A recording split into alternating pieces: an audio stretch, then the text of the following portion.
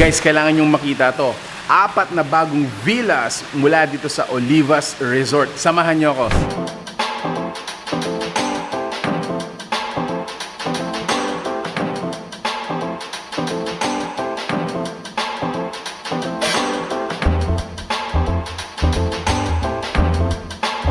Ayun nga guys, start natin ang ating villa tour. This is half indoor and half outdoor. Ibig sabihin nun guys, whether umaraw o umulan, maganda talaga mag-trip dito. Half of it is actually shaded. Kapag mainit, ayun nga guys, pwede tayong pumunta dito sa side na to. If you want sun, dito sa side na to, pwede siya. Magandahan din dito, this is a communal area. Dito rin guys, nandito ang ating projector. Connected na yun guys dito sa ating Bluetooth speaker. Sing your hearts out. Ito yung microphone natin, pwede siya.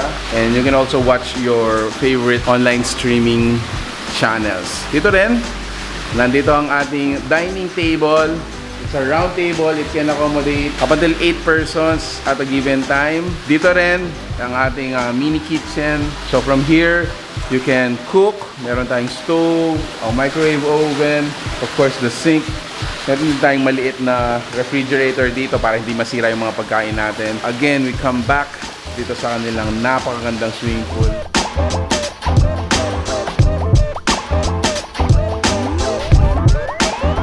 Size of the pool is actually small, which is suitable para sa small barkada or even a large size family. Oh, it's starting to rain. Ayun, no? Muulan ngayon guys dun sa side na yon, which is okay lang, no? So may side pa rin dito na hindi umuulan. Sunny or rainy, it's okay, sabi ni Mrs. Ayun guys. At ayun nga guys, pasok naman tayo sa kanilang accommodations area. So tara, pasok tayo. So on my right, dito yung mga main beds. Although nandito na rin tayo guys, pakita ko na rin tong napakauso ng mga ganito, Kala mo parang nasa treehouse ka, ganyan. So this is actually another place to sleep. It can accommodate 2, maximum of 3 siguro. And then meron tayong sofa bed dito. This one, ito yung parang pinaka reception natin, receiving area. And then pasok tayo dito. Ito na yon. Ito yung main sleeping area natin. So dito guys, meron tayong 4 beds. Each can accommodate up until 2 or 3 again, depende sa size. You can squeeze in or maximum yung lahat ng mga sleeping area natin dito. In maximum of 12 person po pwedeng matulog dito. Actually, what I observed dito sa the villas natin sa Olivas, mixed siya ng modern, rustic, and nature. Not too fancy yung mga colors. And at the same time, actual sleeping beds natin or yung mga sleeping areas natin, napaka-modern naman yung mga design. Anyway, so to get to the second level, ito yung stairs natin. And then here, pagkagising mo sa umaga, you can actually open these curtains. Ayan. And there's the view. Veranda or terrace, you may call it. And at the same time, yung fishing pond area natin. Ang gandang gumising dito. Ganda?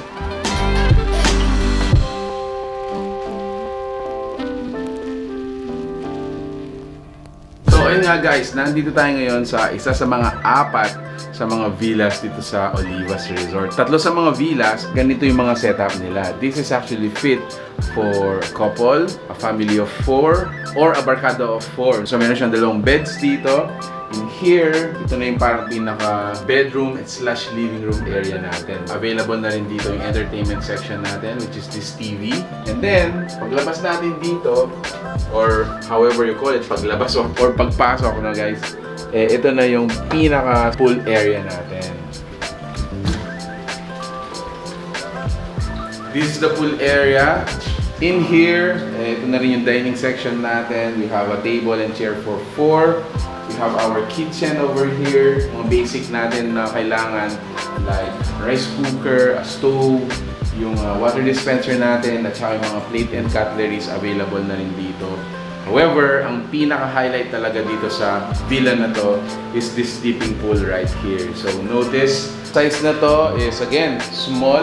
However, yung depth niya siguro, my estimate is up until 3 feet. Suitable siya for dipping, may kwentuhan. Sa family naman, so this is a very family-friendly setup dahil nga 3 feet lang siya. You can bring along your small kids. Pwede po siya dito. So, similar with the other pool area sa mga villas dito, half ng swimming pool natin is shaded and then half is actually open area siya. So, you can enjoy the rain or the sun at the same time. Actually, my personal take, an alternative sa mga hotels, mga urban accommodations. Dahil dito sa Olivas, napaka-close to the nature natin. You won't actually hear any passing vehicles or mga ingay na dulot ng city. Very secluded. You can actually sing your hearts out kahit sumigaw ka up until midnight. Additionally, mga designs ng mga villas natin are close to nature, earth-friendly. Plus, it's a mix of rustic at saka ng modern design. Mix of experience.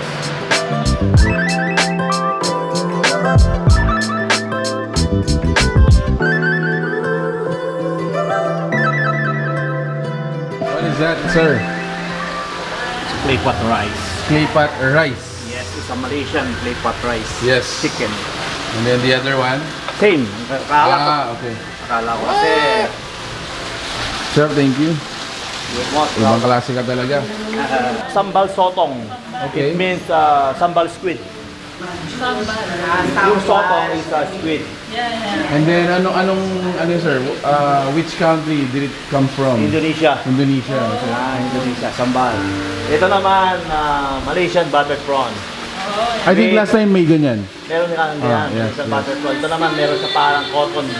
Ito, as usual, crispy, kare-kare pag may. At least may Filipino. Gawin mo lang muna. Galing naman siya. Parang nag-Asian tour na tayo.